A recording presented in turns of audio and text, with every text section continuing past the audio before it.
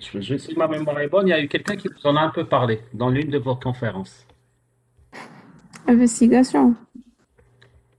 Oh, c'est une traduction, oui. Donc, mettre les moyens pour découvrir les choses. Mettre les moyens pour découvrir. Quelque chose. Dans la sécurité. D'accord. Est-ce que quelqu'un peut donner un petit complément? Lazali par hasard? Non, monsieur, je Non? sais pas. Monsieur, si toi?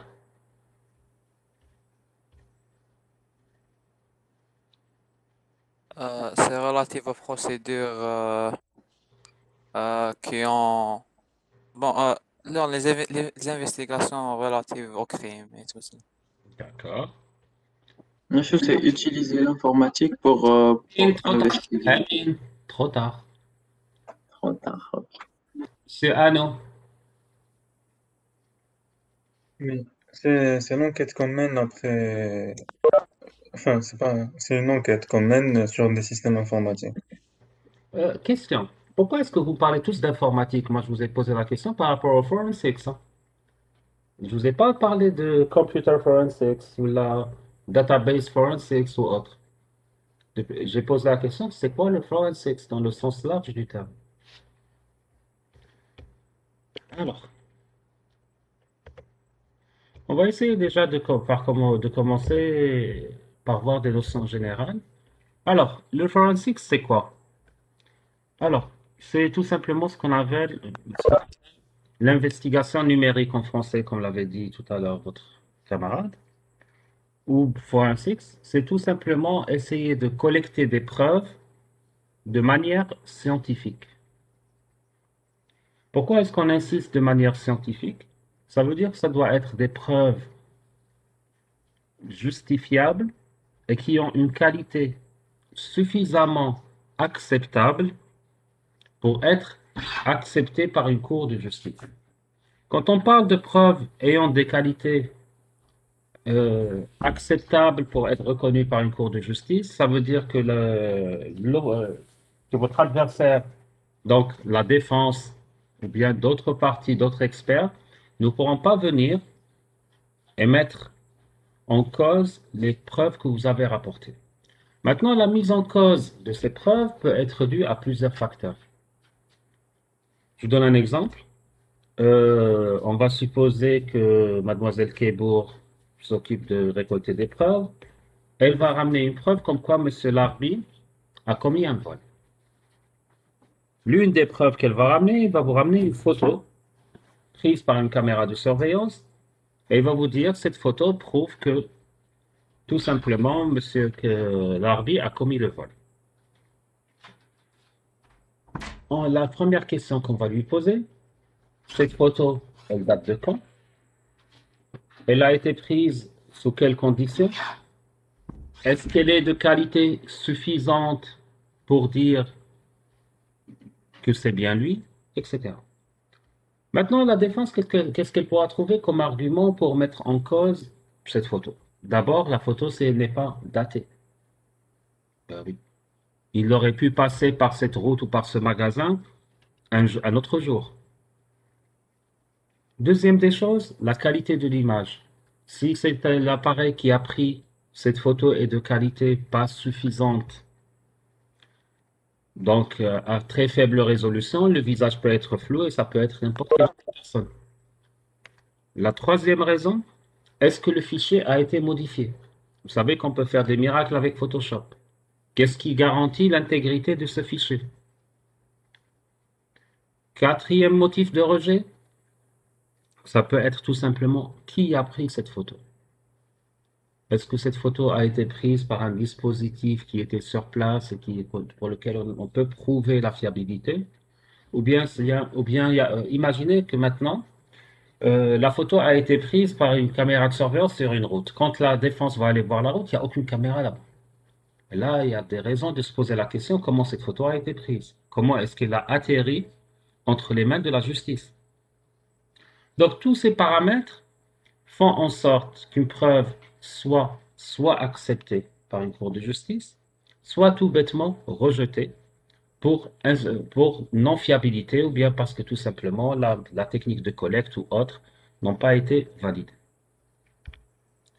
Maintenant, quand on parle de forensic, il faut savoir qu'il y a plusieurs types. Il y a d'abord ce qu'on appelle le forensics physique. Donc là, c'est là que quand on parle d'ADN, par exemple, on a prélevé des traces d'ADN dans un endroit, sur un corps, sur un objet ou autre. Il y a les empreintes digitales. Alors, pourquoi est-ce qu'on parle d'ADN déjà? Vous savez tous que l'ADN est unique.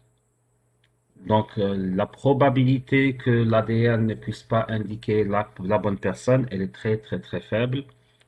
Et il y a des cas très rares de jumeaux, de vrais jumeaux, où on peut retrouver le même ADN chez les deux personnes, mais ça reste vraiment très, très rare. Le deuxième cas où on parlera de forensique physique, c'est quand il s'agit d'empreintes digitales. Vous savez que chaque être humain a des empreintes qui lui sont uniques. Donc, si on trouve votre empreinte sur un objet, qu'on arrive à lier l'empreinte à votre personne, là, on peut considérer que c'est une preuve que vous avez touché l'objet ou bien que vous avez eu accès à l'objet. On parlera aussi de transfert. Alors, qui peut me dire c'est quoi le transfert? Ou bien me donner un exemple. Bon, là, je m'adresse à ceux qui ont l'habitude de voir des séries policières, genre les experts ou autres.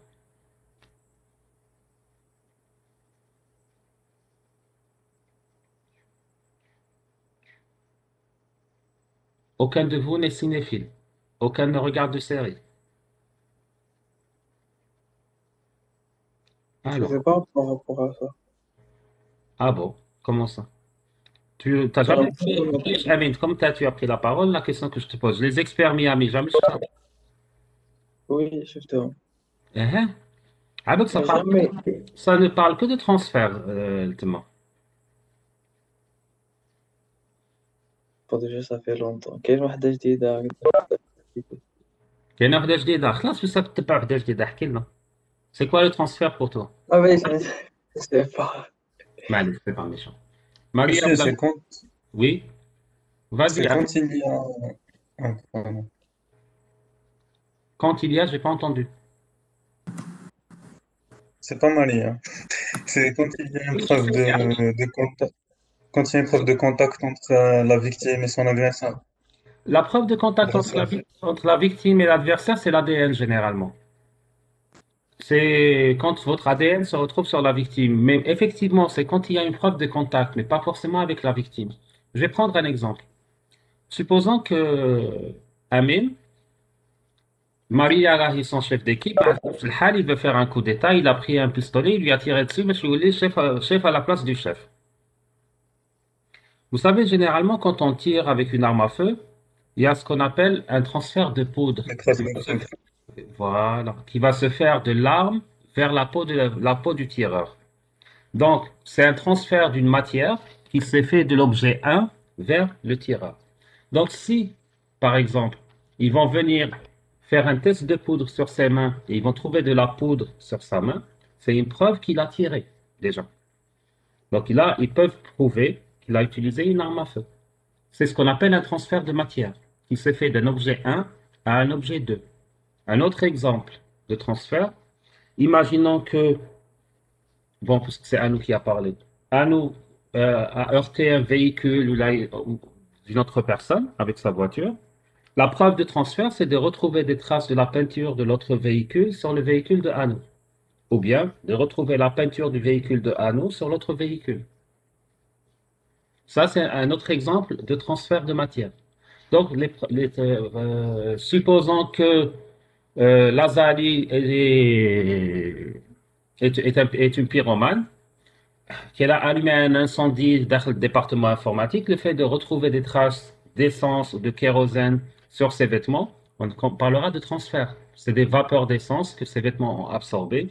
Suite à une analyse de ses vêtements, on va retrouver cette trace. Et là, on va l'interroger en lui disant, n'injecte par exemple le kérosène.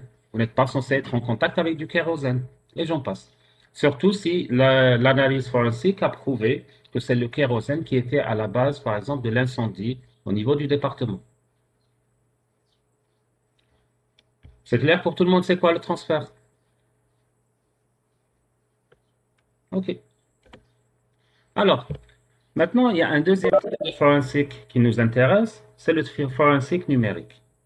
Alors, le forensique numérique, par contre, lui, on va le faire sur la base des réseaux, sur la base de stockage de données, sur la base de petits équipements, généralement c'est des IoT, et sur la base d'ordinateurs. Alors, quand on parle d'ordinateur, euh, ça veut dire essayer de prélever des preuves sur la machine. Et la question que je vous pose, on va essayer de... Bon, pour le moment, je ne vous donnerai pas de réponse parce que, bon, c'est ce qu'on verra en détail par la suite. Mais je vais vous poser des questions pour voir déjà l'idée que vous faites de la chose. Par exemple, au niveau d'un ordinateur, qu'est-ce qu'on peut prélever comme preuve? Monsieur A, double A. Bon, je ne sais pas c'est qui. Monsieur AA.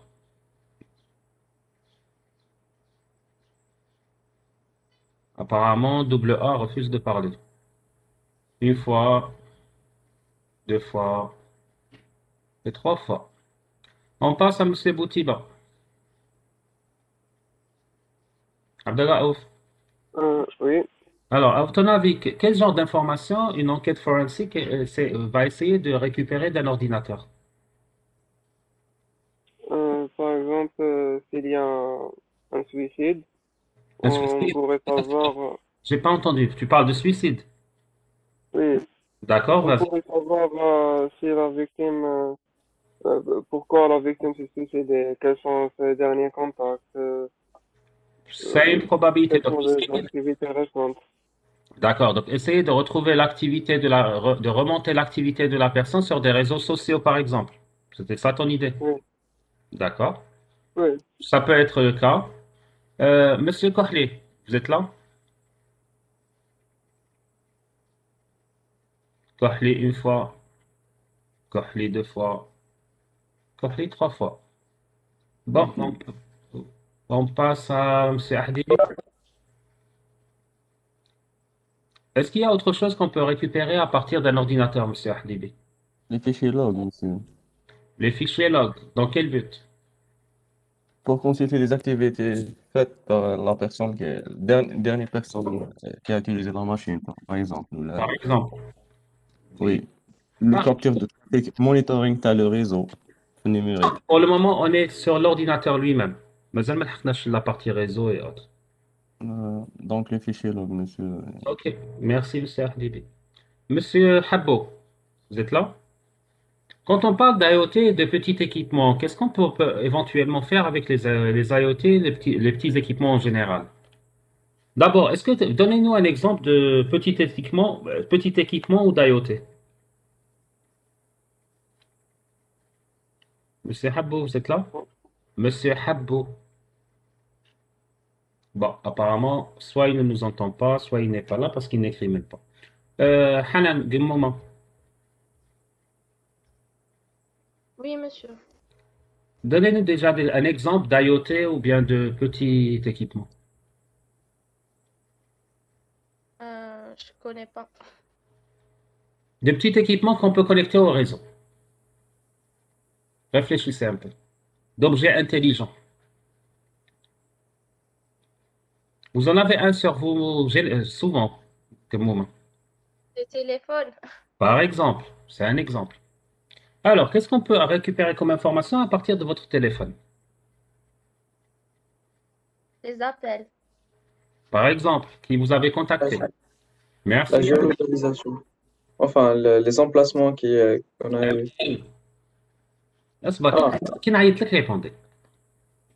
فرح جاتني idée. Alors, Cédric Hagda, vous êtes là? Oui, monsieur. Alors, selon vous, est-ce qu'il y a d'autres types d'IoT ou d'objets connectés que vous connaissez?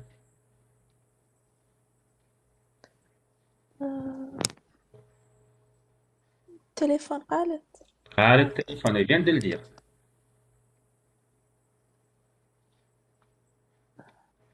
معلش. On va voir avec M. Djelloli s'il a une idée.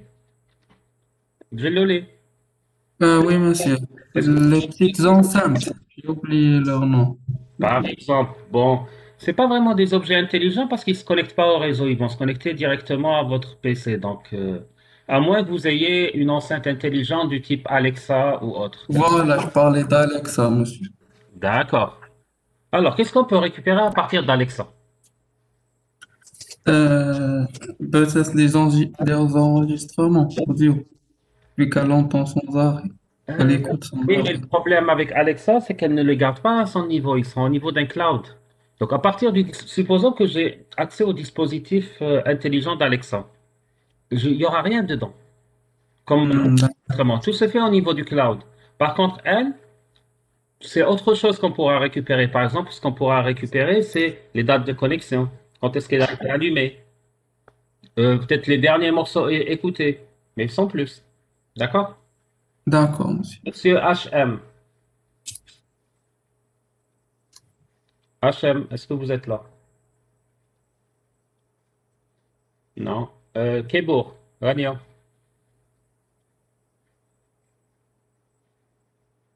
Oui, monsieur. Alors, donnez-moi un exemple de petit équipement, bien d'objet IoT. Vous savez, il y en a tellement. Des caméras de surveillance. Par exemple, des caméras intelligentes, ce qu'on appelle les IP caméras. D'accord? Qu'est-ce qu'on pourra récupérer d'une caméra? Je sais pas, mais monsieur, les données sont pas stockées au niveau de la caméra. C'est très très rare. Sauf si c'est une caméra qui possède une carte mémoire. Une carte Si elle possède une carte mémoire en local, oui, il y aura certaines données qui y seront stockées. Mais sinon, ce que vous pouvez récupérer, c'est beaucoup plus les spécificités de la caméra en elle-même. D'accord? Mhm. Alors, Monsieur Larvi, un autre objet IoT. Bonjour, monsieur. Peut-être la montre intelligente, Ça, monsieur. Zed, à part la montre. Zed, atteignez le maximum d'objets que tu connais. Non, la montre, pas je veux dire, je vous ai dit la montre, c'est parce que Oui, des fois, Zed, il contient Zed, des fonctionnalités. mais allez, Zed, à part la montre, atteignez plusieurs objets. La montre, une télévision intelligente, peut-être. La télé, le frigidaire, la machine à laver, un capteur de température, un capteur d'ouverture de porte, un système d'alarme, un capteur atmosphérique. Donc, tout ce qui est capteur est un objet intelligent. Un jouet pour enfants. Ça peut être un IoT. Vous savez que maintenant, il y a beaucoup de jouets pour enfants, c'est intelligent. Donc, Monsieur, بصح un télévision ou la frigidaire, ماشي petit équipement. si, j'ai dit petit équipement et IoT. D'accord. D'accord. Donc, tous ces équipements, tout équipement qui peut se connecter à Internet peut être utile dans une enquête forensique. Maintenant, tout équipement possédant une mémoire peut être utile aussi. Alors, Lazari, quand on parle d'un autre type d'objet qui est le stockage de données, d'abord, les données, elles sont stockées où, Lazari? Quelles données, monsieur? Toutes les données. Sur le disque. Sur un disque dur local ou ZD. ZD. Base de données. Où est la base de données pour ça? Ça pourrait être sur un serveur et par exemple, tu as les réseaux sociaux. D'accord, là. ZD. Quoi d'autre? Où est Les supports comme flash disk. Les supports amovibles. Quoi d'autre? ZD. Les disques durs externes. بدينا بهم معليش. Alors, on a les disques durs internes ou externes, les serveurs, donc sur leur disque dur ou là sur les serveurs déportés, les équipements amovibles. Voilà. Bon, les flash disks, c'est les supports amovibles. Quoi d'autre, Lazali? Tout ce que je sais. Vous avez dit non, vous savez autre chose. Je suis sûr que vous le savez, mais vous ne vous rappelez pas. Quand on parle de stockage de données, il y a le stockage permanent et le stockage volatile. Vous êtes d'accord? La RAM. La RAM, qui est très importante, qu'on verra par la suite. Quoi d'autre?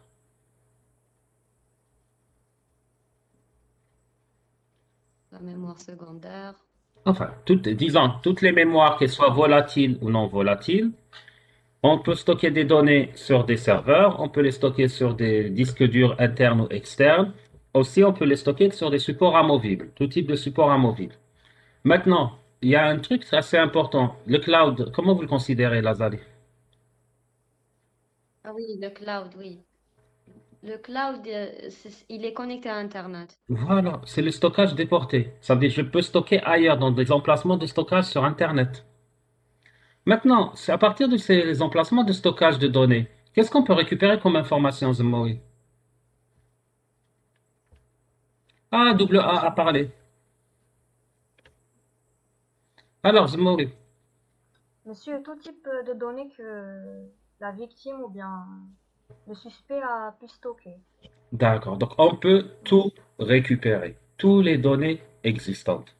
Maintenant, ce qui est intéressant, c'est qu'en dehors des données elles-mêmes, des fois dans certaines investigations numériques, ce qui nous intéresse n'est pas forcément la donnée, mais la date d'accès à la donnée. Quand est-ce que la donnée a été accessée? Quand est-ce que la personne a eu accès à la donnée? Et qu'est-ce qu'elle a fait quand elle a eu accès à la donnée? Généralement, quand il s'agit d'attaques informatiques, ce qui est intéressant pour l'enquêteur forensique, c'est de savoir quand est-ce que l'accès a eu et quand il y a eu l'accès, est-ce que c'était un accès en lecture uniquement ou bien c'était un accès en écriture? Pourquoi?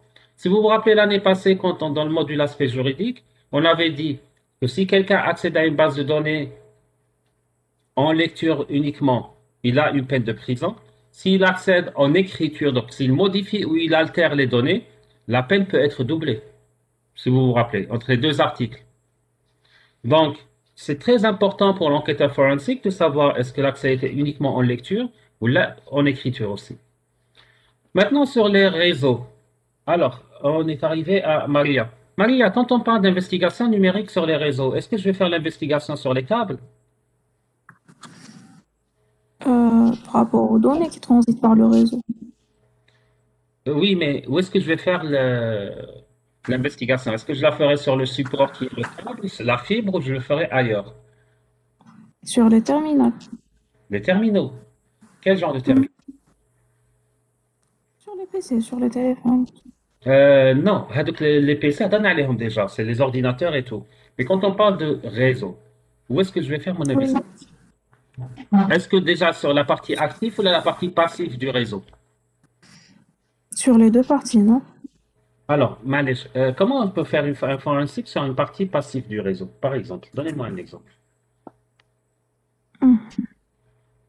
J'ai bloqué un câble RJ45, fais-moi l'enquête sur le câble, où je vais faire comme données. Est-ce que tu peux le faire? Non. Voilà. Donc, généralement, au stade actuel, disons, si on ne rentre pas dans les trucs de science-fiction, la partie passive du réseau, on ne peut rien faire dessus. Là, je parle de forensique numérique. Hein. Je ne parle pas de forensique physique où vous allez constater que quelqu'un a coupé le câble ou là, qu'il a traficoté le câble. On ne parle pas de ça. On parle d'investigation numérique. La partie passive du réseau est une partie sur laquelle on ne fait pas grand-chose. Par contre, on agira beaucoup plus sur la partie active du réseau. Et quand on parle de partie active sur le réseau, donc ça veut dire c'est tout équipement avec lequel on peut interagir. Par exemple, les routeurs, les switches, quand ils sont administrables. Bon, ils le sont maintenant pour la plupart. Les pare-feux.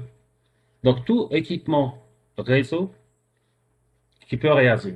Bon, Abdessamad Kohli pose une question. Il dit, mais le cloud, c'est toujours sur des serveurs distants. Oui, seulement. Sur un plan purement architectural, faire une investigation sur un cloud ou faire une investigation sur un serveur de base de données, c'est deux approches qui sont diamétralement opposables. Donc, elles sont complètement différentes. Et c'est des approches qui n'ont rien à voir l'une avec l'autre. L'une, tu agis comme étant un serveur unique, parce qu'un serveur de base de données peut être mon serveur de base de données qui est dans ma société. Par contre, quand il s'agit de cloud, c'est un opérateur cloud qui a toute une politique de sécurité auquel probablement que je n'aurai même pas accès.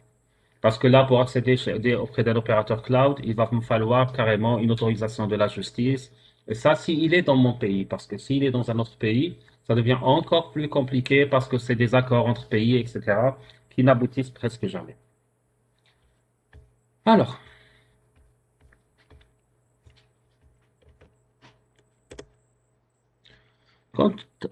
il faut savoir que, vous vous rappelez au départ, on avait dit que quand on fait du forensic, il faut prélever des preuves de manière scientifique pour que ces preuves puissent être acceptées auprès d'une cour de justice.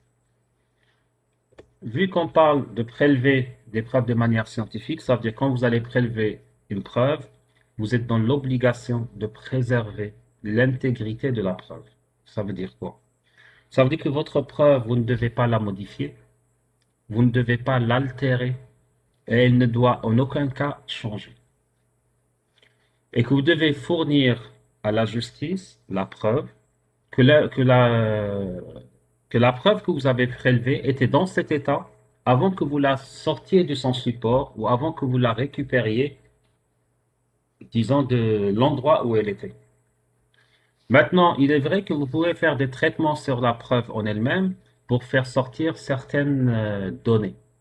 Seulement, les traitements que vous allez opérer sur la preuve ne doivent pas être de nature à altérer l'information qui y était contenue. Si je prends un exemple très simple, imaginons que Lazali soit amenée à faire une enquête sur un crime qui a eu lieu. Quand elle accède au PC sur lequel elle doit faire son forensique, elle constate que les données sont chiffrées sur le disque dur. Elle a prélevé les données, elle a fait une copie des données pour les traiter. Ah oui, quand on parle de préservation de l'intégrité de la preuve, donc vous avez une obligation primordiale, ne jamais faire vos traitements sur la donnée en elle-même, mais faire vos traitements sur des copies. La donnée à l'état brut doit toujours être conservée. Maintenant, quand elle va faire son traitement de la donnée, on a dit qu'elle va constater que la donnée est chiffrée. Une donnée chiffrée, ça veut dire qu'il faut trouver une clé de déchiffrement. Imaginons que quand elle a fait son travail, elle a déchiffré ces données. Quand elle les a déchiffrées, elle va tout simplement trouver que le fichier contenait une phrase du style « Demain, je vais assassiner M. Djibrila » avec un lieu de rendez-vous, une heure, etc. Le jour où elle présentera la preuve, l'avocat de la défense va ramener un autre expert qui va dire la preuve a été falsifiée. Nous exigeons de vérifier que le processus a été bien fait et nous voulons qu'elle nous ramène la preuve originelle, avec la preuve qu'elle n'a pas modifiée. Donc Lazali, qu'est-ce qu'elle va faire? Elle va fournir à l'expert une copie, bien sûr on ne fournit jamais l'original, de la donnée brute qui a été prélevée, donc la donnée chiffrée. Et elle va fournir aussi un condensé de la fonction de hash qu'elle a utilisée qui prouve que cette fonction de hash a été faite le jour J sur tel PC et que la donnée brute qu'elle a utilisée a la même fonction de hash. L'expert, qu'est-ce qu'il va faire? Il va décrypter la donnée avec un autre mot de passe, bien une autre clé, et il va faire sortir une phrase différente. Donc, la phrase que va faire sortir, le texte en clair que va faire sortir l'expert, bien sûr en présence des experts de l'accusation, va dire, par exemple, j'ai rendez-vous avec M. Djibrila tel jour pour lui offrir des fleurs. À votre avis, dans ce cas de figure, est-ce que la preuve est retenue ou non?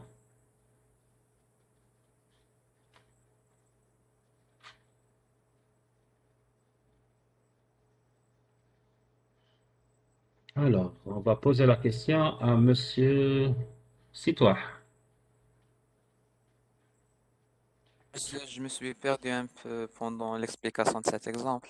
Sauf, c'est très simple. Je répète. L'expert de l'accusation a décrypté le contenu d'un disque dur. Il a eu un résultat qu'on appellera A. L'expert de la défense, en décryptant la même information, a eu un résultat A'. Est-ce que le juge va accepter la preuve?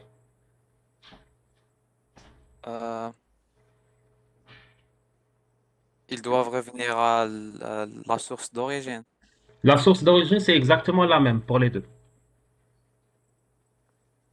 Donc, quelqu'un a falsifié quelque part. Rien n'a fait. On ne le sait pas pour le moment. Donc, le juge n'acceptera pas ça comme Voilà. comme preuve. Dans ce cas-là, Le problème qui va se poser, c'est un problème qui n'est pas d'intégrité de la preuve, mais un problème de traçabilité. Pourquoi? Parce que tout simplement, pour le juge, il va vous dire l'accusation a ramené une information traitée qui provient de la preuve d'origine. Or, comment est-ce que vous avez obtenu cette preuve? Vous savez que généralement, la probabilité qu'un texte chiffré dans deux textes clairs différents et que les deux soient compréhensibles est presque proche de zéro, du moins avec les algorithmes qu'on connaît actuellement. Donc, le juge, qu'est-ce qu'il va faire? Il va exiger de l'accusation de fournir une chaîne de traçabilité de cette preuve. Ça veut dire, pour chaque opération que vous avez faite, donnez-nous un document qui va prouver que vous n'avez rien falsifié. Ça veut dire, voilà le hash d'origine, voilà ensuite le traitement que j'ai fait, voilà le résultat, il est haché, ce résultat, on l'a transmis à tel service ou tel département pour faire tel traitement, etc.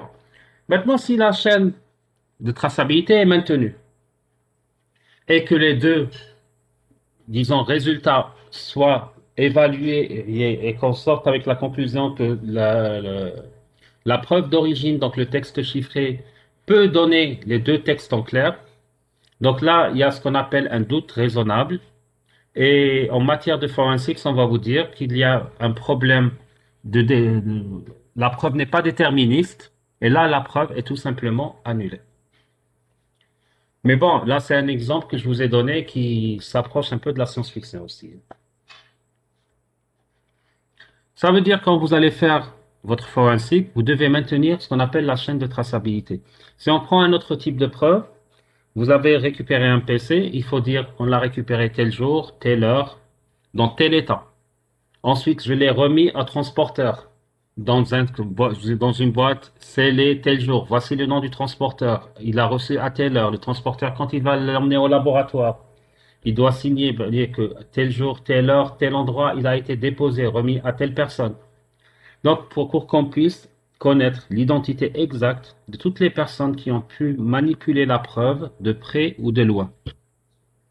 Bien sûr, avec toutes les opérations qui ont été effectuées sur cette preuve dans un document unique qui servira de fiche suiveuse de cette preuve. Évidemment, on va vous demander de tout documenter. Généralement, on vous dit l'écriture manuscrite, c'est la meilleure. Et vous avez toujours la possibilité de travailler avec un partenaire. Donc, on n'exige pas forcément que pour chaque preuve, qu'il y ait une seule personne. Il peut y avoir une personne avec son adjoint ou autre. Et bien sûr, généralement, quand on parle d'investigation numérique, il y a des normes et des standards pour l'investigation numérique, ou bien au pire des cas, ce qu'on appelle des bonnes pratiques, qu'il est fortement recommandé de suivre.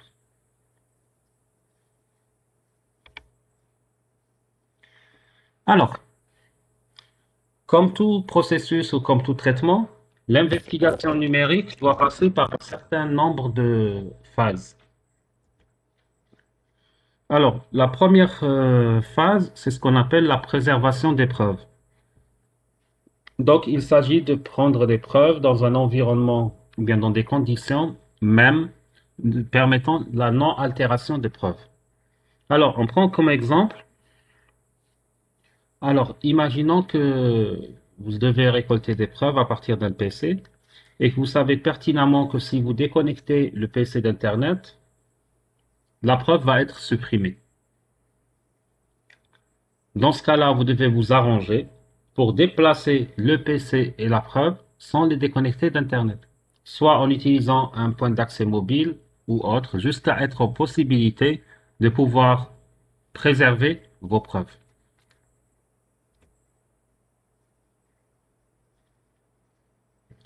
Maintenant, la deuxième phase, c'est ce qu'on appelle la recherche de preuves. Il faut savoir que la recherche de preuves est devenue devient de plus en plus complexe. Pour une simple raison, c'est que les capacités de stockage ont vraiment augmenté. Il y a quelques années, on parlait de capacité en mégas. Là, on parle carrément de téraoctets au niveau de simple PC. Alors, sans parler des autres supports que vous pouvez trouver dans une maison, voire même dans un bureau. Donc, la moindre des choses, vous allez trouver dans une maison au moins une dizaine de disques durs, une dizaine de supports amovibles qu'il va falloir tous analyser, avec toute la mauvaise organisation que vous risquez de trouver chez les gens. Il faut savoir que généralement, les gens sur leur disque dur, bon, regardez uniquement vos propres PC. Ils ne sont pas forcément organisés du style musique, elle est là, les films sont ici, les fichiers criminels sont dans ce dossier, etc. Donc, surtout si la personne s'y connaît, donc elle aura encore plus de capacité à bien cacher ses fichiers et ses données qu'il va falloir retrouver. Une autre phase assez importante, c'est ce qu'on appelle la reconstruction des événements. Donc la reconstruction des événements, ça veut dire quoi? Ça veut dire à partir de différents bribes d'informations, vous devez pouvoir mettre en place ce qu'on appelle une timeline. Donc une timeline, ça veut dire quoi? Ça veut dire commencer de l'instant T0, essayer de reconstruire toute la chaîne d'événements qui s'est produite jusqu'à arriver à l'incident final. Bon, généralement, quand on parle d'incident, ça veut dire le crime ou l'événement qui a fait en sorte de commencer cette investigation.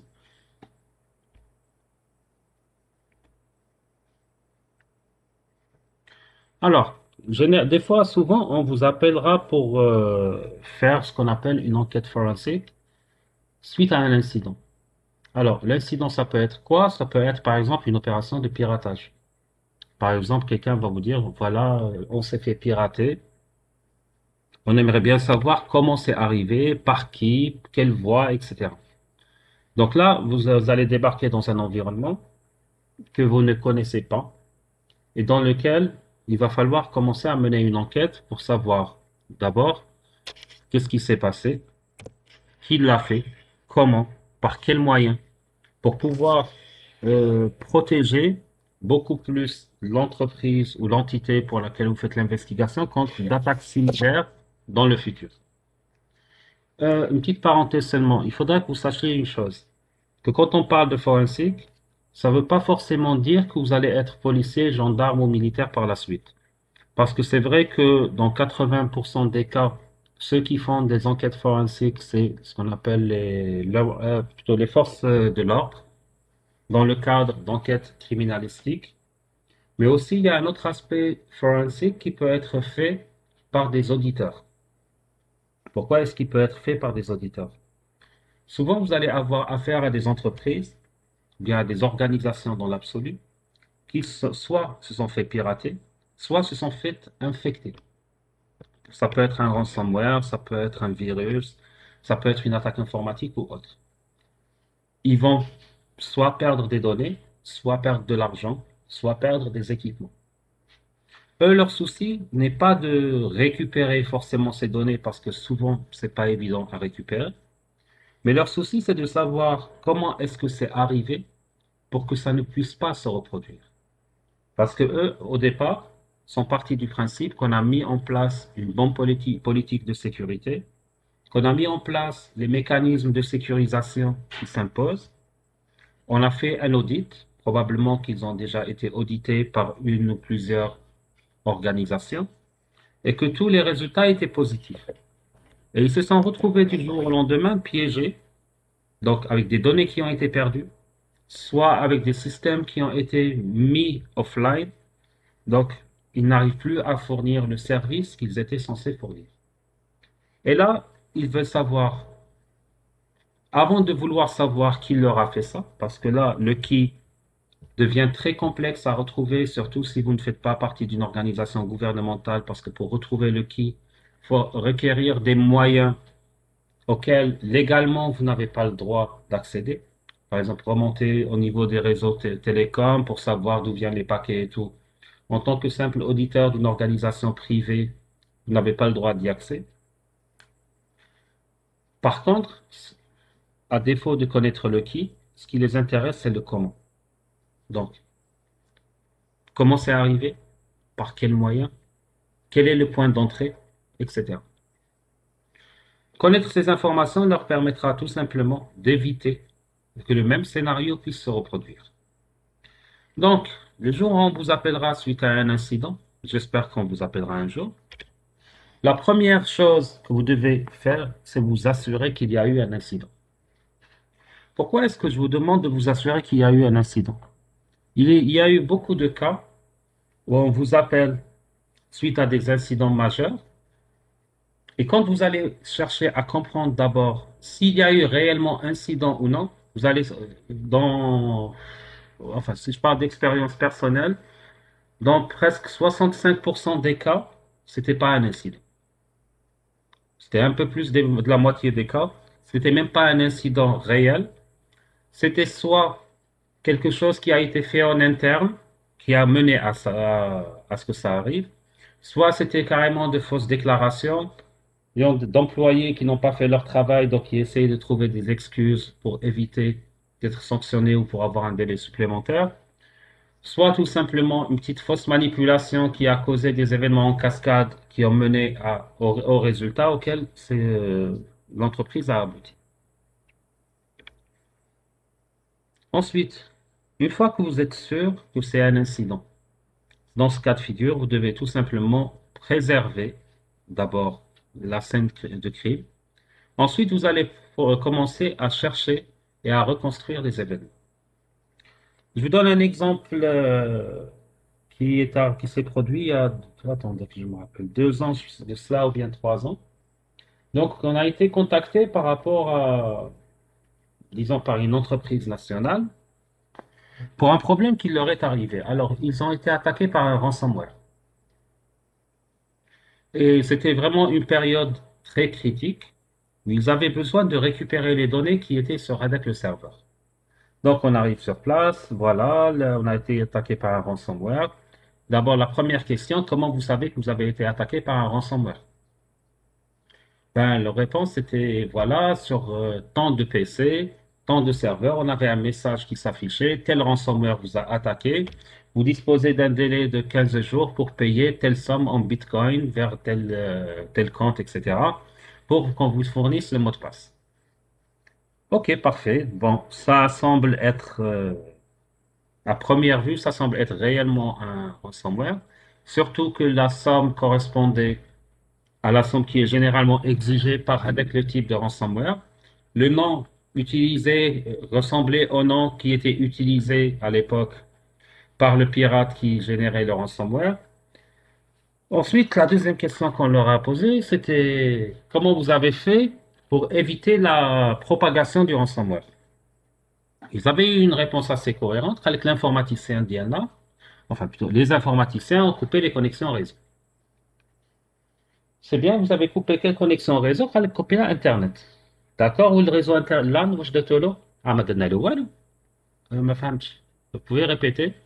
قالك ما درنا له والو، كوبينا Internet ما يزيدش يدخل. Ou entre les PC qui vont se contaminer entre eux, واش درتوا لهم؟ هذه ما درنا والو. Bon, معليش, c'est pas méchant, ça fait combien de jours? C'est arrivé. Une semaine. Pourquoi vous avez attendu une semaine pour nous contacter? Réponse triviale. On a essayé de régler le problème par nous-mêmes. Saha, comment vous avez essayé de régler le problème par vous-même? On a formaté les PC et les serveurs. Aïe. Et là, c'est la catastrophe. Au bout les preuves, il n'y a plus de preuves. Ils ont tout formaté. Saha, si vous avez formaté, vous attendez quoi de nous? Les données. Et c'est là exactement le moment où vous allez regarder votre victime en face pour lui dire اسمح لي mais t'as حابس ولا واش تخمم ولا si tu as tout formaté, comment tu veux que je te récupère tes données? Si c'était un simple formatage d'un serveur, oui, on aurait pu récupérer certaines données. Il y a des outils qui existent pour ça, il y a des moyens, etc. Mais récupérer des données d'un PC qui a été crypté sans connaître la clé, là, c'est vraiment pas évident. Généralement, dans un scénario pareil, il aurait fallu appeler sur place pour que l'équipe de Forensics puisse récupérer la clé de chiffrement à partir de la RAM. Généralement, c'est la procédure habituelle qu'on fait. On essaye de récupérer la clé qu'ils ont utilisée pour chiffrer à partir de la RAM. Et même là, ce n'est pas évident dans tous les cas de figure. Donc là, pourquoi je vous parle de cet événement? Parce que c'est un événement où tout simplement la victime a détruit par elle-même toutes les preuves pouvant être utilisées soit pour restaurer l'incident, soit pour remonter vers la source de l'incident. Donc, une fois que vous avez préservé vos preuves, c'est là qu'il faudra procéder vers la recherche et à la reconstruction de vos événements. Recherche et reconstruction des événements, ça veut dire quoi? Ça veut dire essayer de remonter le scénario, donc la timeline, dans le sens inverse, pour essayer de remonter jusqu'à l'événement initial qui a tout provoqué. Généralement, pour pouvoir faire ça, vous allez devoir faire ce qu'on appelle des enquêtes préliminaires pour déjà déterminer s'il y a eu un incident. Donc, enquête préliminaire veut dire quoi? Tout simplement, ça veut dire commencer une enquête de base avant même de toucher l'équipement informatique pour savoir s'il y a eu l'incident. Et généralement, on ne peut pas faire, disons, notre travail tant que nos rapports n'ont pas été terminés. De quel rapport on parle? Alors, généralement, le processus est simple. On reçoit un appel, donc une alerte, un appel, bon, vous pouvez considérer ça quand vous voulez. Donc, ça veut dire qu'on vous prévient. La première phase, c'est de déterminer, y a-t-il incident ou il n'y a pas incident? Alors, si vous avez un incident, c'est là que vous allez commencer par faire ce qu'on appelle un live analysis. Live analysis, ça veut dire quoi? Ça veut dire une analyse sur place, sur la machine, en l'état. Ça veut dire la machine fonctionne et tout, il ne faut pas altérer la machine, essayer de prélever le maximum de preuves à partir d'une machine opérationnelle. Ça, on verra en détail comment le faire par la suite. Une fois qu'on a fini notre live analysis, et là, on va se poser la question. Est-il nécessaire de faire ce qu'on appelle un dead analysis? Oui ou non? Alors, dans le cas où il n'est pas nécessaire de le faire, on passe directement vers la rédaction de notre rapport forensics. Bon, la dernière étape, on y arrivera après parce que bon, tout va aboutir vers cette dernière étape. Oui. C'est quoi dead analysis? Alors, vous savez c'est quoi une autopsie? Cyril, est-ce que vous avez déjà entendu parler du terme autopsie? D'accord. Autopsie, ça veut dire quoi? Une personne morte, on va la découper pour essayer de vérifier ses organes internes et savoir tout simplement quelle est la cause de la mort, comment c'est arrivé, etc. Avec un système informatique, c'est la même chose. Je fais mon live analysis pour voir si je peux arriver à un résultat. Maintenant, si je ne peux pas arriver à un résultat, ça veut dire que je dois aller faire une recherche en profondeur. Donc là, qu'est-ce qu'on va faire? Ça veut dire soit la machine est foutue, soit le système a de gros problèmes. Donc là, qu'est-ce qu'on va faire? On va essayer de faire l'acquisition d'une image du système. On verra par la suite en détail comment faire l'acquisition de l'image, de faire une copie du système. Et c'est là-bas que je pourrais décortiquer cette copie, la manipuler comme je veux, faire ce que je veux. D'accord? Vous verrez par la suite qu'on ne travaillera même pas sur cette copie parce que la copie doit être gardée comme preuve avec le schéma d'intégrité de la copie. Ensuite, on travaillera sur des copies de la copie sur lesquelles on pourra décortiquer. Pour finir, on fera une rédaction d'un rapport qui va nous permettre de savoir ce qui s'est réellement passé. Et à la fin, tout ça pour aboutir vers ce qu'on appelle qu'est-ce qu'on a appris. Alors, les leçons apprises, ça veut dire quoi? Ça veut dire tout simplement chaque forensic qu'on fait, soit il est criminalistique dans le but de déterminer qui est un coupable, soit il n'est pas criminalistique, ça veut dire c'est dans le but de savoir pourquoi c'est arrivé, comment c'est arrivé et quelles sont les mesures à prendre pour éviter que le même type d'incident puisse se reproduire. Même dans un forensic criminalistique, il y a toujours aussi des leçons apprises. Les leçons apprises dans ce cas de figure porteront sur le procédé. Comment est-ce que le criminel a fait pour aboutir à ce résultat? Le fait de connaître le procédé et de le maîtriser nous permettra, lors de la prochaine analyse qu'on fera sur un cas similaire, de cibler directement, si vous voulez, la partie la plus sensible ou la partie qui nous permettra d'avoir le résultat sans faire une recherche détaillée aussi longue que je l'avais faite la première fois. J'espère que retrouver Enfin, on verra après par la suite. Monsieur, Oui, vous pouvez répéter des acquire images. j'ai pas entendu Amin Aoud. Je peux répéter quoi? في السلايد اللي قبل acquire image هذيك Non. about that. Ah, d'accord. L'acquisition de l'image. Oui. Il s'agit tout simplement de faire une copie de de la machine. Tout simplement. C'est récupérer le contenu de la RAM et du disque dur sur un support externe. Parce qu'il faut apprendre une chose. Quand on fait un forensic, vous n'avez en aucun cas le droit d'altérer ou de modifier la machine que vous analysez. Donc, quel que soit l'équipement que vous analysez, vous n'avez pas le droit de le modifier. Il doit toujours être gardé en état pour servir de preuve. Même si vous êtes amené à démonter une machine, vous êtes obligé de la remettre, de la démonter tout en gardant l'intégrité de toutes les pièces pour pouvoir les présenter dans l'état dans lequel ils sont. Prenons un exemple. Supposons qu'Amin, on va lui demander, voilà, il y a un laptop qui a été utilisé dans un crime, il faut le démonter pour faire sortir le disque dur interne. Pourquoi? Parce que j'ai casse une voiture, là, je sais pas moi. Amin commence à dévisser Blackwell en faisant attention, en étiquetant chaque vis avec un numéro, une photo. Ah oui, généralement, quand on fait du forensics, même si c'est du forensics informatique, on doit prendre des photos de la scène de... Bon, on verra ça par la suite, معليش. ومن بعد امين تقلق كيما راهو يتقلق بالخف عنده اون فيس كي فواري سي ما مشاتش دوزيام كيف يرفد ان اراش كلو يفا كاسي لا كاركاس dans ce cas de figure امين حيتحوس tout simplement parce que il n'a pas maintenu l'intégrité de la machine. Parce qu'il faut savoir que quand il a fait son forensics, lui, il s'intéresse à la donnée. Mais il y a quelqu'un d'autre qui travaille sur le dossier qui s'intéresse à la carcasse. Il a aimé que la carcasse, l'autre personne va vouloir comprendre. Est-ce que la carcasse كانت à l'origine ou la amin هو اللي كمل عليها. Il a aimé كمل عليها كسرها هو. Est-ce qu'il n'a pas altéré notre pièce à l'intérieur, etc., etc.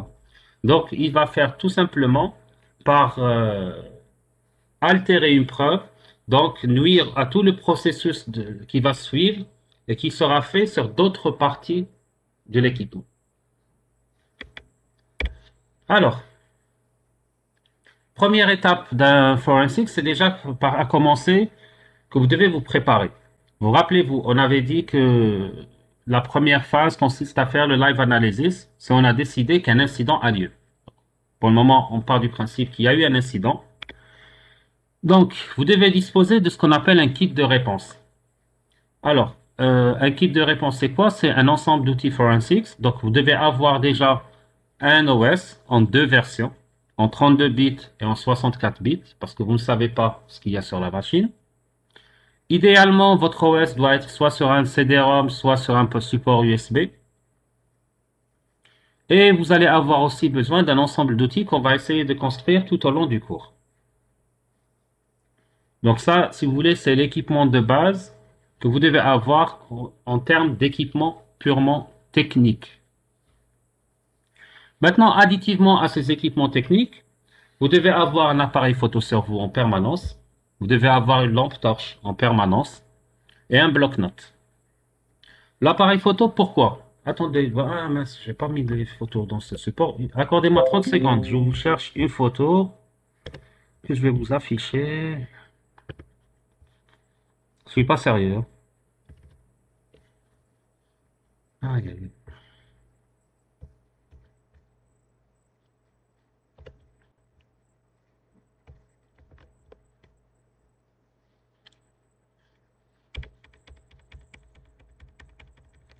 Est-ce que j'ai mis cette photo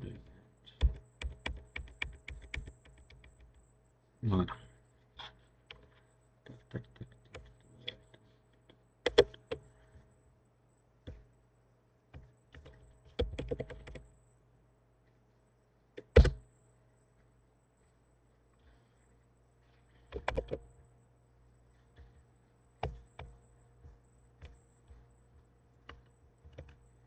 Alors, l'écran 1, écran 2, écran 3, non, c'est ça. Voilà. Alors, si je regarde cette scène de crime, ça c'est une photo. Bon, je zoome un peu.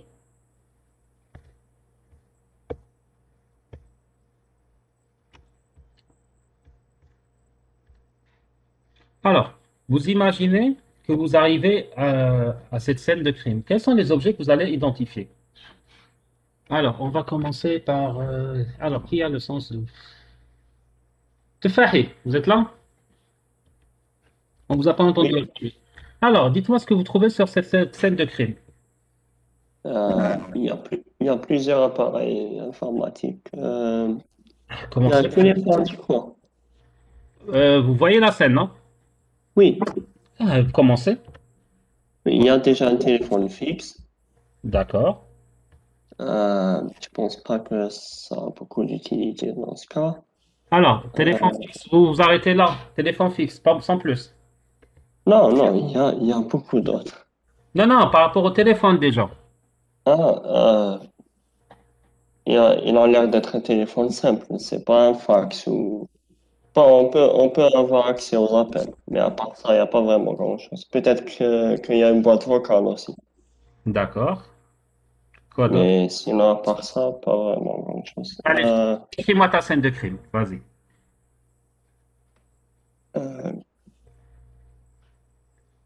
Le problème, c'est que je ne reconnais pas la majorité des appareils que je vois. Malice, décris-moi ce que tu veux, ce que tu reconnais. Eh ben, le téléphone, une rallonge, plusieurs prises. Le truc en noir, c'est un ordinateur normalement. Attendez. Une imprimante. Une seconde. Je vais faire mieux.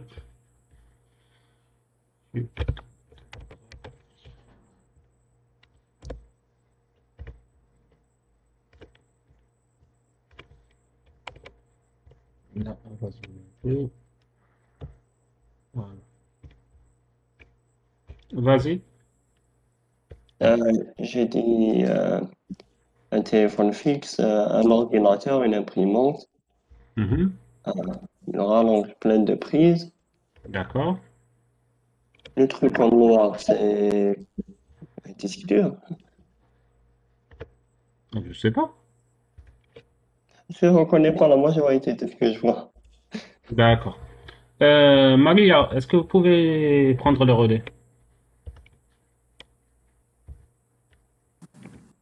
Bon, je sais pas vraiment ça parce qu'il y a des trucs qui même si ben, c'est quoi. Mais apparemment, c'est une unité centrale. Je pense qu'il y a une caméra, qu'il y a une imprimante. D'accord. À part ça, quand il y a le téléphone fixe ou les rallonges ou plein de fils. Ok. Zédé.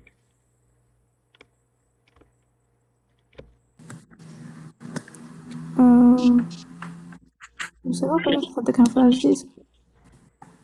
Alors, apprenez une chose déjà. Effectivement, l'une des premières règles, c'est qu'on vous dit vous devez décrire votre scène de crime sans même la toucher. Attendez, je vous copie ça.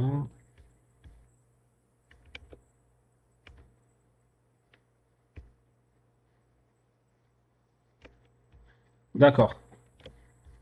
Le problème qui se pose avec cette scène de crime, c'est quoi? C'est que déjà, il y a tellement d'objets. Pour commencer, par rapport au téléphone de Fahi, c'est un téléphone IP, hein. C'est le détail que je voulais que vous donniez. Et comment est-ce qu'on sait que c'est un téléphone IP? C'est un téléphone IP, monsieur. Pardon? Je ne sais pas vraiment ce que c'est qu'un téléphone IP. D'accord. Un téléphone IP, c'est un téléphone basé sur la technologie IP, tout simplement. C'est de la voix IP, de la VoIP. Vous avez Je pense déjà... que quelqu'un l'a mentionné au niveau du chat. Oui, quelqu'un l'a...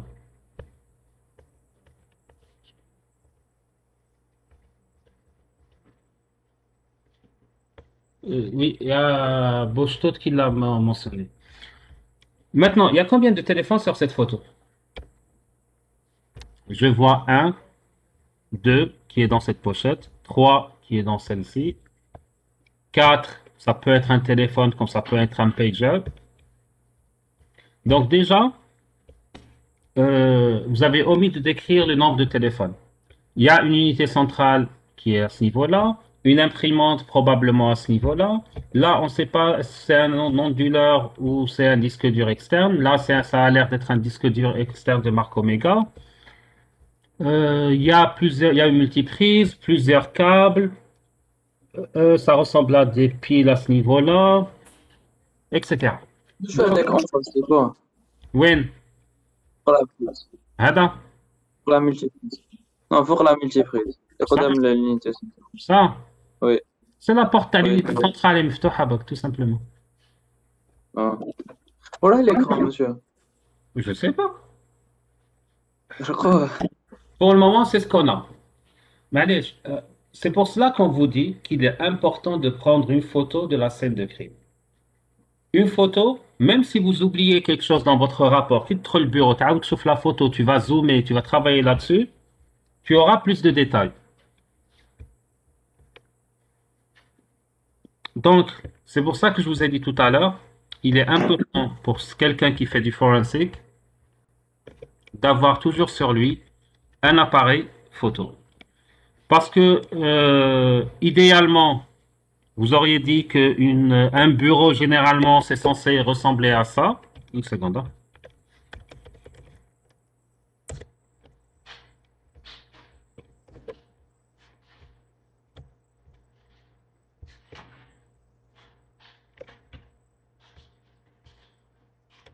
C'est censé ressembler à ça, mais réellement, ça ne ressemble jamais à ça.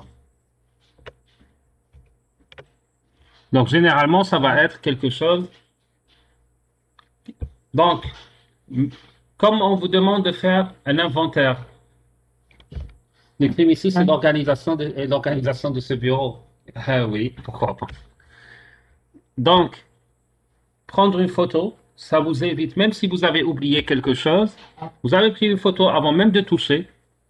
Donc, vous allez commencer à faire votre rapport et vous allez commencer à décrire ce qu'il y a sur votre scène de crime. Vous allez dire qu'il y a tant de téléphones, tel téléphone était branché, il n'était pas branché, il y avait des boîtes. Ensuite, vous allez décrire le contenu des boîtes et chaque fois que vous prenez une boîte, vous allez la prendre en photo ou l'ouvrir, prendre une photo de son contenu, etc. Parce que même, pourquoi, vous allez me dire, moi je fais de l'investigation numérique, pourquoi je prendrais des photos? Ça, c'est le rôle de celui qui va faire de l'investigation tout court. La raison est, c'est qu'à tout moment, on peut vous dire, ce téléphone n'était pas sur la scène de crime. Il n'a jamais été là. Mais le fait de prendre une photo à votre arrivée, avec l'heure et de dire, voilà ce qu'on a trouvé, on est arrivé à 8h00, 8h01, j'ai pris la photo, voilà ce qu'il y avait. Ensuite, vous prenez le téléphone, vous le prenez en photo, il marchait, il était en panne, etc. Donc, c'est la première étape préparatoire. Je reviens vers la diapo du cours.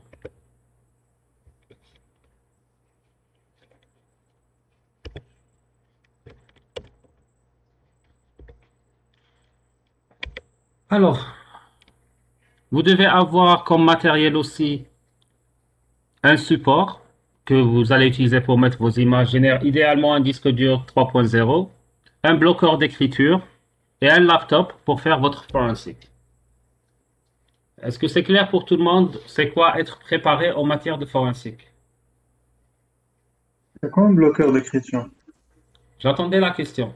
On y arrivera dans 30 secondes. Et évidemment, votre bloc-notes. Alors, un bloqueur d'écriture ou bien ce qu'on appelle un write blocker. Vous vous rappelez tout à l'heure, on avait dit qu'il va falloir copier le contenu du disque dur de la machine si on fait un dead analysis. Le problème qui va se poser quand vous allez faire la copie d'un disque dur, imaginez, vous prenez un... Alors, on va poser la question à qui? Touil Iman, vous êtes là?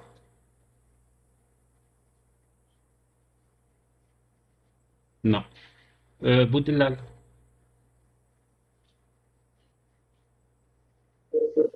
Boudillal, je vous pose la question suivante. Supposons que je prends un disque dur, je le connecte à mon laptop et je commence à copier le contenu de ce disque dur. Est-ce que j'ai la certitude que le disque dur n'a pas été modifié par mon laptop? Qu'il n'a rien écrit sur mon laptop? Non. Pourquoi non? Il se peut qu'il y a des programmes qui font des modifications sur le disque. D'accord. Alors, le problème est le suivant. C'est pas uniquement qu'il y ait des programmes qui vont faire la modification sur le disque, mais le problème se pose aussi au niveau de mon OS. Tous les systèmes d'exploitation, quand ils font des copies, ils vont mettre des marqueurs sur le disque. On parle de métadonnées. Il va y avoir des métadonnées qui vont être rajoutées sur le disque pendant la copie. Or, si je fais du forensic, on a dit que je dois maintenir l'intégrité de la preuve. Et le disque dur que je suis en train de copier en lui-même est une preuve. Donc, pour maintenir l'intégrité de cette preuve, je ne dois modifier ni les métadonnées, ni les données. Or, je n'ai aucune preuve que je ne le fais pas. C'est pour cela qu'en matière de forensic, on utilise ce qu'on appelle des bloqueurs d'écriture. Un bloqueur d'écriture, c'est quoi? C'est tout simplement un contrôleur de disque ordinaire, mais qui a la spécificité que de manière hardware, on s'arrange pour qu'il y ait un accès en lecture seul à votre disque dur, qu'il n'y a aucun risque d'endommager le lecteur, parce que tout simplement, les fonctionnalités physiques d'écriture sont supprimées du contrôleur d'écriture.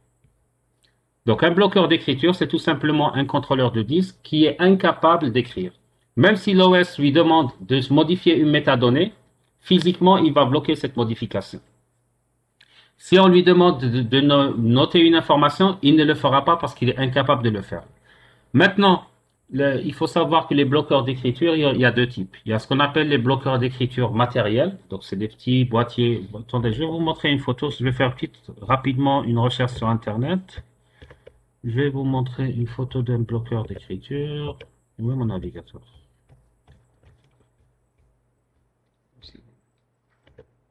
Bon,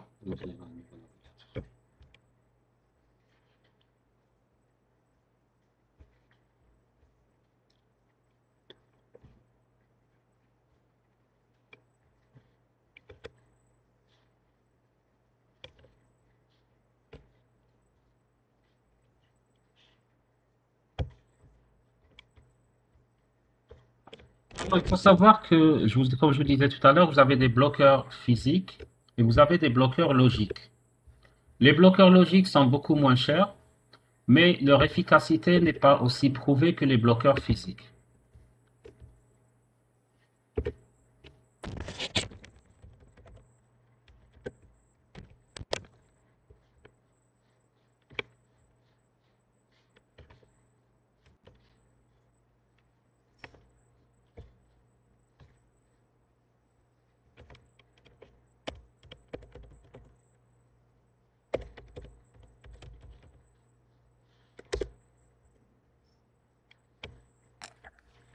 Monsieur, j'ai une question. Oui, allez-y. Monsieur, la création des copies ne répond pas vraiment à l'incident réel. Mais on ne Si cherche par pas, exemple, on cherche oui, pas à monsieur, répondre à l'incident réel. par exemple, monsieur, un suspect a utilisé un outil de stockage, un disque par exemple. Mhm. Ensuite, il l'a formaté. Monsieur, après, si on n'utilise pas par exemple, le flash disk d'origine, maintenant, sachant qu'il existe des outils qui vont permettre de récupérer les données les données formatées, Mhm. si on travaille sur une copie, la copie ne va pas copier les contenus réels, c'est-à-dire les bits qui existent sur le flash. Alors, je reviens justement. Alors, euh, là, on va discuter un peu de comment va se faire la copie. Alors, le bloqueur d'écriture, donc voici des modèles de bloqueurs d'écriture.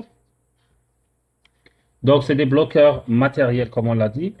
Maintenant, la question qui se pose, la problématique qui a été posée par votre camarade en disant, voilà, le bloqueur ne va pas copier les bits, il va copier la donnée. Pourquoi est-ce qu'on a aussi on fait référence à un bloqueur d'écriture? Parce que le bloqueur d'écriture ne va pas copier la data. Il va reprendre les secteurs, secteur par secteur. Même les secteurs qui ne sont pas linkés au niveau du disque dur, il va les copier. Donc c'est réellement, il va faire un miroir physique de votre disque dur. Est-ce que ça répond à votre question? Oui, monsieur, ça veut dire que ce n'est pas une copie logicielle. Non, c'est pas une copie logicielle.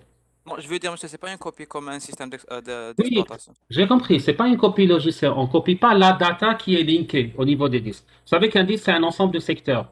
Et quand vous faites une copie avec un système d'exploitation, vous allez copier uniquement la data qui est linkée. Donc, si la data n'est pas référencée, qu'elle est sur un secteur qui n'est pas référencé par votre FAT ou NTF, table FAT, NTFS ou autre, le système d'exploitation ne la copie pas. Or, votre bloqueur d'écriture, il fera une copie de bas niveau. Ça veut dire quoi? Le secteur qui fait 0 ou la 1, il va reprendre la même chose sur le disque dur cible. D'accord? D'accord, monsieur. Oui. Bon, maintenant, ne soyez pas choqués si vous voyez les prix, t'as les bloqueurs d'écriture. Bon, ça, on en parlera après. Alors, maintenant, on a parlé tout à l'heure aussi du laptop que vous allez utiliser. Alors, une station de travail forensique, qu'est-ce qu'elle doit contenir? Alors, au moins avoir 8 Go de RAM. Généralement, c'est le minimum du minimum que vous devez avoir. Idéalement, il doit avoir des ports USB 3.0 pour optimiser le trafic, parce que là, vous allez faire beaucoup de transferts de données. Vous devez avoir un port RJ45 dessus, donc un port réseau filaire qui doit être disponible. Et vous devez avoir une distribution Linux de 64 bits. Bon, généralement, quand on fait du forensic, on ne le fait jamais avec du Windows, hein, que les choses soient claires. Alors, soit vous utilisez une distribution spécialisée. Il faut savoir qu'en matière de forensic, il y a des distributions qui sont déjà prêtes, telles que le SIFT, SIFT. Soit vous allez utiliser une distribution Ubuntu, carrément n'importe quelle distribution avec laquelle vous avez l'habitude de travailler. Bon, pour la distribution SIFT, ceux qui veulent l'installer, vous la trouverez sur le lien qui est là. Personnellement, généralement, je n'aime pas travailler avec les distributions spécialisées. Pourquoi? Généralement, les distributions spécialisées fonctionnent par défaut comme des distributions Linux Live. Donc, ça va vous donner des performances en dessous des performances optimales de la machine. Et généralement, la plupart des distributions spécialisées, c'est des distributions qui disposent de leur propre skin, de leur propre thème. Donc, en fonction de la distribution et du thème qui est utilisé, par exemple, si vous prenez la Sift, vous avez la Black Sift, vous avez la Carbone, etc. Chacune va verrouiller certains types d'outils. Donc, en fonction du niveau de distribution, certains outils seront verrouillés. Et quand ils sont verrouillés, vous ne pourrez même pas réinstaller les packages de ces distributions. Maintenant, vous me dites pourquoi est-ce qu'ils vont les verrouiller? Parce que tout simplement, quand ils vont créer les distributions spécialisées, ils vont vous dire, celle-ci, elle est destinée à tel type de forensic. Celle-là est destinée à tel type de forensic. Donc, à la base, c'est le même noyau, c'est le même système. Par contre, c'est des surcouches qui ont été rajoutées. Et chaque surcouche sera destinée à un usage particulier. Donc, pour vous obliger à acheter plusieurs types plusieurs, disons, versions de leur distribution, ils vont spécialiser chaque version dans un usage bien particulier. C'est pour ça que généralement, ce qui est recommandé, c'est d'utiliser une distribution standard. Et c'est à vous par la suite de rajouter vos couches, d'installer vos outils et de mettre en place ce que vous jugez utile pour votre travail. Alors, si on veut commencer une investigation numérique, donc on revient toujours vers le schéma standard qu'on a vu tout à l'heure. Bon, ce schéma, on va le traîner avec nous tout au long du cours. Alors, premièrement, est-ce qu'il y a eu un incident? La première chose que vous devez faire, c'est que pour chaque incident pour lequel on vous appelle, vous devez faire ce qu'on appelle ouverture d'un dossier. Ouverture d'un dossier, ça veut dire quoi? Ça veut dire avoir un dossier propre à l'affaire. Donc, vous allez créer ce qu'on appelle un case file. Donc, vous pouvez utiliser comme référence soit les numéros de dossier, numéro d'affaires, le nom ou autre. Ensuite, vous allez commencer par parler à vos utilisateurs. Pourquoi vous nous avez appelés? Il doit vous expliquer le pourquoi des choses. Est-ce qu'il pense que réellement il y a un problème? Pourquoi est-ce qu'il pense qu'il y a un problème? Parce que des fois, on vous appelle pour vous dire il y a un incident en urgence, venez à Wahoo, nanani, nanana. Vous débarquez, vous posez la question pourquoi vous nous avez appelé. Voilà, il y a un comportement anormal, les systèmes marchent là, il y a une surconsommation de processeurs, tous les systèmes sont au ralenti. D'accord? Pourquoi vous pensez que réellement il y a ce problème? ils vont vous dire la bande passante نقصت. Ça, la bande passante نقصت toute la journée. Bon, là, je vous parle de cas réels qui sont arrivés. Hein. نقصت toute la journée, نقصت le soir. يقول لك لا لا, généralement, حنايا, on a l'habitude de la chia à partir de 15h, 14h, on travaille normalement, هاد الأيامات. À partir de 14h, la bande passante est ناقصة بزاف, où les serveurs يسخنوا, où on n'arrive plus à travailler à l'aise. Les serveurs يسخنوا. Que vous allez demander, bon, est-ce qu'on peut parler au responsable informatique? تقول له oui. يقول لك تقول له bon, ça veut dire quoi serveur يسخن? Parce que bon, serveur, c'est pas une voiture, ما عندكش l'aiguille يطلع للروج زيدوا الماء et tout. يقول لك لا يسخن سما كاين سخانه بزاف في لا salle des machines. D'accord, سخانه بزاف على بالك انا mois de juillet. يقول لك على بالي. قول له la clim, est-ce que vous l'avez adapté au mois de juillet? يقول لك علاش il faut l'adapter عيش على العام. D'accord, là vous allez noter qu'il y a déjà un petit problème. Alors c'était il y a quelques années de cela, c'était une chaleur caniculaire le mois de juillet. Il y avait beaucoup d'incidents de forêt, donc sur Alger on était à presque à 42, 43 degrés. Hein. Donc, vous allez dire, bon, ça c'est le premier problème. Bon, on peut déjà, avant même de commencer notre analyse, dire que si la température augmente au niveau de la salle des serveurs, c'est parce que le réglage de leur climatisation au niveau de la salle de serveurs, c'est exactement le même que celui qui était utilisé en hiver. Mais bon, ça ne répond pas à la problématique, pourquoi est-ce qu'ils ont une baisse de débit. Vous allez poser la question, est-ce que vous avez des mécanismes particuliers? Ça date de combien de jours? Il croyait que ça a commencé il y a 4 jours. D'accord, ça a commencé il y a 4 jours. Par la suite, vous allez leur poser la question, avant ça marchait normalement. Il croyait que oui. Est-ce qu'il y a un processus qui s'est enclenché? Est-ce que je m'adapte ou non, ok. A priori, il y a un problème. Ou le lendemain, on ne sait pas. Donc là, vous vous dites, bon, il faudra observer déjà. Le matin, à quelle heure vous avez le kit juste c'est à quelle heure? On est à 8h, nous donnons le khidma. À 8h, le débit il est magnifique. Et chaque jour à 14h. Par la suite, bon, avant de commencer, il fallait discuter avec le directeur des systèmes informatiques. On leur a posé la question en leur disant, d'accord, ça s'est coupé. Amine, qu'est-ce qui s'est coupé? Monsieur Messafer, qu'est-ce qui s'est coupé?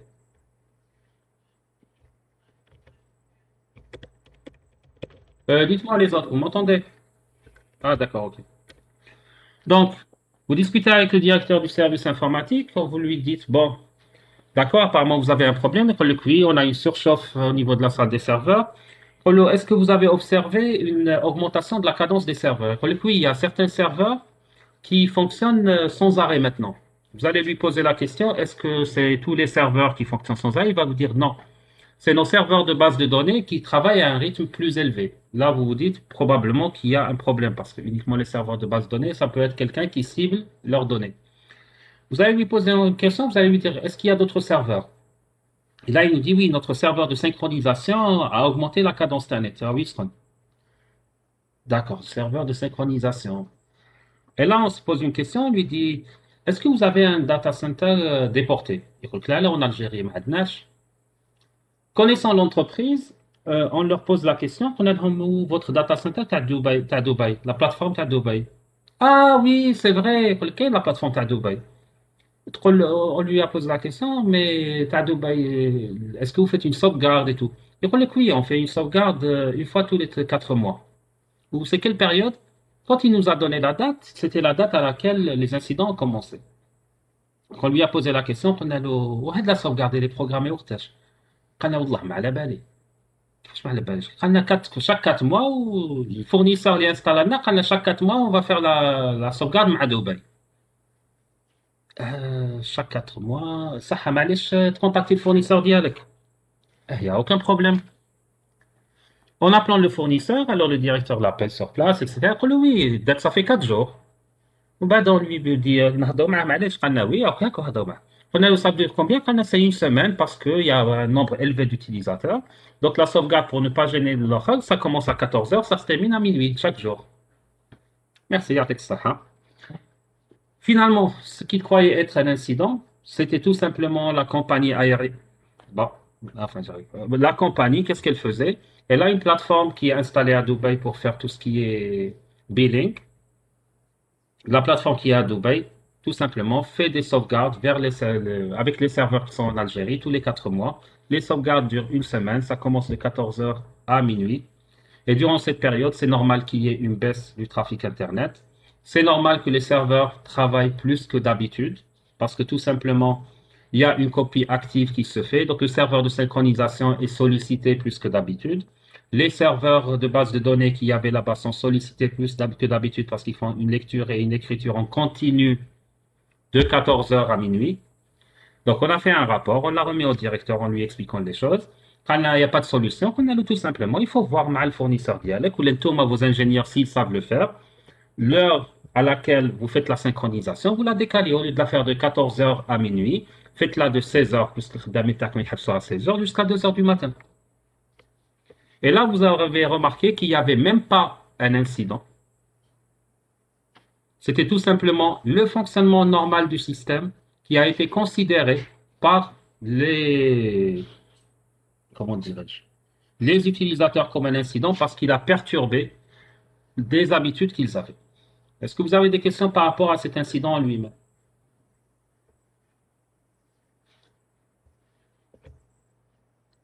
Pas de questions? OK. C'est pour ça que généralement, ce qu'il y a lieu de poser comme question, c'est quelle est l'utilisation normale? Quelles sont les origines de ce problème, selon vous?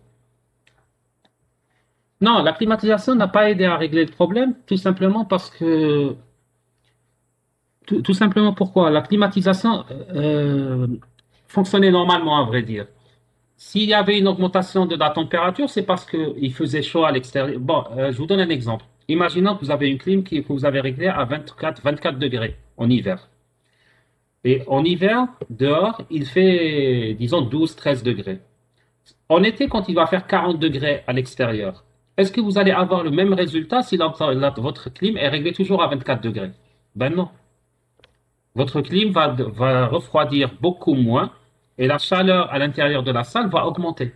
Maintenant, imaginez qu'en même temps, l'équipement qui était dans cette salle, qui n'était pas très sollicité, va être surexploité. Donc, il va dégager plus de chaleur. Vous savez, plus vous utilisez vos machines, plus elles dégagent de la chaleur. Et pourquoi ils n'ont pas eu cet incident avant? Parce qu'ils ne faisaient pas cette sauvegarde. La sauvegarde, la synchronisation ne se faisait pas avant. Ils l'ont fait à partir, avec le mois, c'était la première phase de synchronisation qu'ils ont fait, ou bien la deuxième. Donc, ils ne l'avaient pas remarqué avant. Donc, la climatisation, c'était uniquement un indicateur parmi d'autres.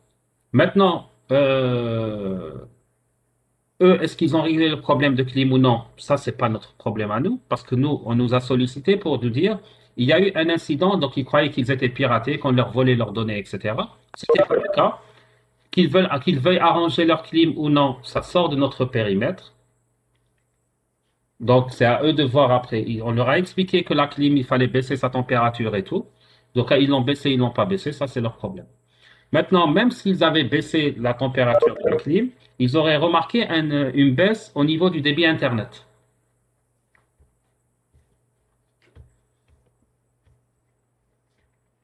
Donc, vous leur poserez des questions. Est-ce qu'il y a eu des réparations récentes? Pourquoi est-ce qu'il y a eu des réparations récentes? Parce que s'il y a eu des réparations récentes, ça veut dire tout simplement une modification du système.